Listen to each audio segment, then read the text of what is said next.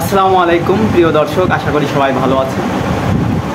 আপনারা জানেন সম্প্রতি বিভিন্ন জায়গায় মব জাস্টিসের মতো ঘটনা ঘটতেছে।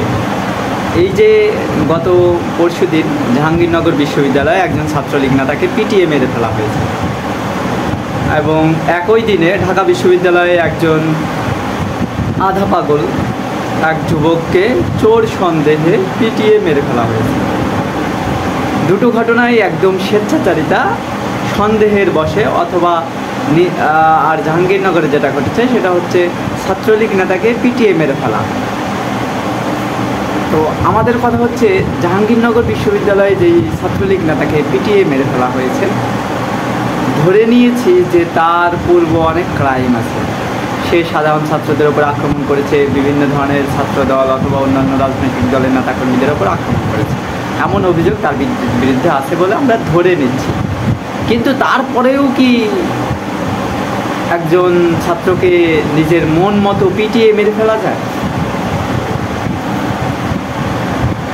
এই ঘটনার পেছনে পত্রিকার রিপোর্ট অনুযায়ী যতদূর জানতে পারলাম যে জাহাঙ্গীরনগরে যেই ছাত্রলীগ নেতাকে পিটিয়ে মেরে ফেলা হয়েছে সেখানে 4 জন ছাত্র দলের কর্মী এবং একজন সহ সমন্বয়ক অভিযুক্ত, অর্থাৎ যে 5-6 জন জড়িত আছে এরা সবাই রাজনীতির সাথে সম্পৃক্ত। সাধারণ শিক্ষার্থীরা কিন্তু তাকে পিটিয়ে মেরে ফেলেছে। এবং একই রকম ঘটনা ঢাকা বিশ্ববিদ্যালয়ে ঘটেছে, যে সেখানে যেই যুবককে পিটিয়ে মেরে ফেলা হয়েছে সেখানেও একজন ছাত্রলীগ নেতার সম্পৃক্ততার প্রমাণ পাওয়া গেছে। তো এরই পরিপ্রেক্ষিতে বিশ্ববিদ্যালয় প্রশাসন, ঢাকা বিশ্ববিদ্যালয় প্রশাসন সব ধরনের রাজনৈতিক কার্যক্রম স্থগিত ঘোষণা করেছে।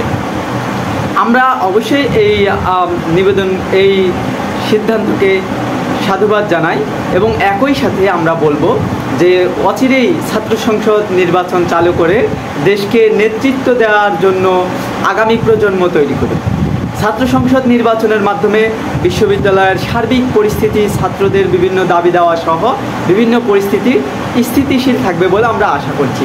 এবং যারা বলতেছেন যে রাজনীতি নিষিদ্ধের বিপক্ষে যারা বলতেছেন তাদের কাছে আমরা জানতে চাচ্ছি যে বিশ্ববিদ্যালয়ে সক্রিয় রাজনৈতিক দলের ছাত্র সংগঠনগুলো তারা মূলত সাধারণ ছাত্রের জন্য কি করেছে? আপনি ছাত্রলীগের ইতিহাস দেখে কোনো ভালো কাজ তাদের বের করতে পারো না যে এরা এই ভালো কাজগুলো করেছে সাধারণ ছাত্রছাত্রীদের জন্য। তাহলে এই রাজনৈতিক দল রাখার কি দরকার বিশ্ববিদ্যালয়? এই ছাত্র সংগঠন বিশ্ববিদ্যালয়ে রাখার কি দরকার? বিশ্ববিদ্যালয় কেন্দ্রিক ছাত্ররা হবে সংস্কৃতিমনা, তারা বিভিন্ন অরাজনৈতিক সাংগঠনিক কার্যক্রম চালাবে, এইটা হবে তাদের মূল টার্গেট। কিন্তু তার পরিবর্তে তারা পেশি শক্তি হিসেবে, ক্ষমতাসীন দলের পেশি শক্তি হিসেবে জোর জবরদস্তি করে বিশ্ববিদ্যালয় নিয়ন্ত্রণ প্রতিষ্ঠা করে মূলত বাংলাদেশের ঘাড়ে তারা ঘাপটি মেরে থাকতে চায়। তো শুধুমাত্র ঢাকা বিশ্ববিদ্যালয় নয়, আমরা বলবো বাংলাদেশের সমগ্র বিশ্ববিদ্যালয়ে, বিশেষ করে engineering university, medical college, polytechnic এবং সরকারি কলেজগুলো আছে যেগুলো ন্যাশনাল ইউনিভার্সিটির আন্ডারে, প্রত্যেকটা জায়গা থেকে রাজনীতি মুক্ত করতে হবে এবং অচিরেই ছাত্র সংসদ নির্বাচন দিয়ে বিশ্ববিদ্যালয়ের সার্বিক পরিস্থিতি স্থিতিশীল আনার জন্য আমরা বিশ্ববিদ্যালয় প্রশাসনকে অনুরোধ জানাবো। দর্শক, আপনাদের কি মতামত? বিশ্ববিদ্যালয়ে রাজনীতি থাকা উচিত কি উচিত না, এই বিষয়ে আপনারা আমাদের কমেন্ট সেকশনে আপনাদের মতামত জানান। ধন্যবাদ।